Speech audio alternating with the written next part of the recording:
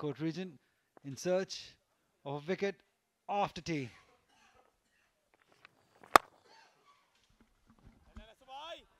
Once again, it's Hamza to start off from the pavilion end, and would be interesting to see who bowls from the other end. This is cut and cut hard. No chance for the fielder in the ring and no chance for the fielder on the boundary. Hazan Awais tried his best, but to no avail. 4 more to Abdullah.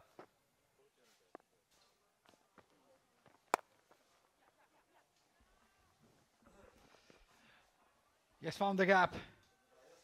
And the boundary.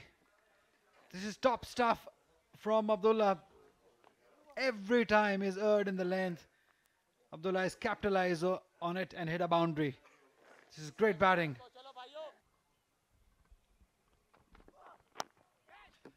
Ashed and over the head of the fielders. For a boundary to Haroon as he brings up his 50. A well-deserved half century from the youngster. Very committed, very disciplined. Showed great skill and temperament. Stood there with Abdullah and achieved his milestone. Very well played, Haroon Arshad. Marriage of this year. It was a cricketing marriage, and this being a 4 runs. So runs coming in by interval, I would say.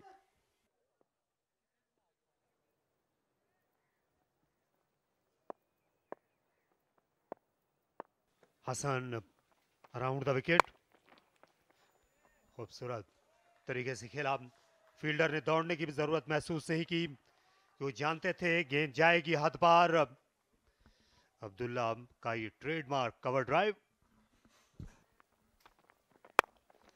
और ये run बड़ी तेजी के साथ हासिल किया. एक नहीं और एक से ज्यादा भी होंगे और साथ साथ सेंचुरी भी लाजवाब. इनके करियर की ये सेंचुरी हमेशा याद रखी जाएगी. ये दूसरी है इनके फर्स्ट क्लास करियर में और कायदे-आज़म ट्रॉफी के फाइनल में ये पहले खिलाड़ी बने हैं जिन्होंने 3 फिगर्स इनिंग्स का एजाज हासिल किया. बड़े सब्र के साथ, बड़े इस्तक़लाल के साथ इन्होंने बैटिंग की और आखिर में इस जुर्रत और जमा मर्दी का और सब्र का इनको पूरा सिला मिल गया. जी बेशक, जितनी भी तारीफ की जाए इस इनिंग की वो कम है, क्योंकि ऐसी कंडीशंस में जहां पे बॉलर्स हावी रहे हैं वहां पे आके एक यंगस्टर ऐसी इनिंग खेलना. जब बड़े नाम, बड़े प्लेयर आके यंगस्टर्स क्लब क्रिकेटर्स के साथ मैचेस खेलेंगे तो डेफिनेटली उनको बहुत ज़्यादा फ़ायदा मिलेगा, बहुत फ़र्क पड़ेगा. खुर्रम मंजूर तो बाकायदगी से खेलते हैं, फवाद आलम भी खेलते हैं, सोहेल खान भी खेलते हैं जिनको मैं जानता हूँ.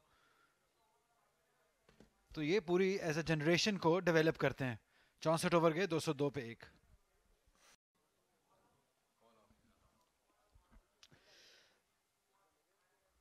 तो अंपायर ने अब यहाँ पर खिलाड़ियों को मुत्तला किया है कि मजीद रोशनी इजाज़त नहीं देती, इसलिए खेल को ख़त्म समझा जाए. अब्दुल्ला 104 रन पर नॉट आउट वापस आ रहे हैं. 200 गेंदें उनने खेली. आज के दिन के ये हीरो हैं. पहले सेशन में ही आज 5 विकेटें गिरी थी. उसके बाद अब्दुल्ला और हारून ने इस बात को यकीनी बनाया कि जो सियालकोट के बॉलर्स हैं उनको विकेट से दूर रखा जाए. दोनों ने बड़ी जिम्मेदाराना बैटिंग की और आखिरी सेशन में वो तेज़ी के साथ दौड़ते हुए भी नज़र आए. ज़्यादातर रन्स उन्होंने दौड़ कर बनाए, ख़राब गेंदों का इंतज़ार किया. टिपिकल और आला पाए की फर्स्ट क्लास क्रिकेट. अब्दुल्ला फजल 104 रन पर नाकाबिल शिकस्त. कल यहीं से खेल वो शुरू करेंगे. हारून के साथ हैं, उनने बनाए 55. उनकी भी नज़र होगी सेंचुरी पर. 31 रन बनाए. 7 बेग ने, हसनैन ने उन्हें आउट किया. उसामा ने स्लिप में कैच लिया. खासी बैटिंग बाकी है. शान, सऊद, उस्मान को खेलने के लिए आना है. 202 पर 1 कराची ब्लूज. जहाँ मुश्किलात रही हैं सियालकोट रीजन के लिए बैटिंग में भी और उसके बाद बॉलिंग में भी. सिर्फ 1 विकेट हासिल की है हसनैन ने. 37 रन देकर 16 ओवर्स उन्होंने किए. हसन अली, मोहम्मद अली, हमजा, उसामा, ये सब बॉलिंग ज़रूर की लेकिन विकेट हासिल नहीं कर सके, जो कि ज़्यादा प्रॉब्लम रही है सियालकोट रीजन के लिए. 64 ओवर में 202 रन भी दे दिए और विकेट सिर्फ 1 ही हासिल किया. ये अब तक इस मैच का हाल है। 3 दिन के बाद एयर सियाल की पेशकश, university of Lahore Quaid Azam trophy का फाइनल। कराची ब्लूज ने बनाए 340 पहले दिन। सियालकोट रीजन की टीम आज 266 पर आउट हुई पहले इस सेशन में, और कराची ने दूसरी इनिंग्स में 202 रन बनाकर मजमूई तौर पर 276 की सबकत पाई है। अब्दुल्ला ने इस मैच में सबसे ज़्यादा रन बनाए, पहली इनिंग्स में 88, दूसरी में 104 नॉट आउट।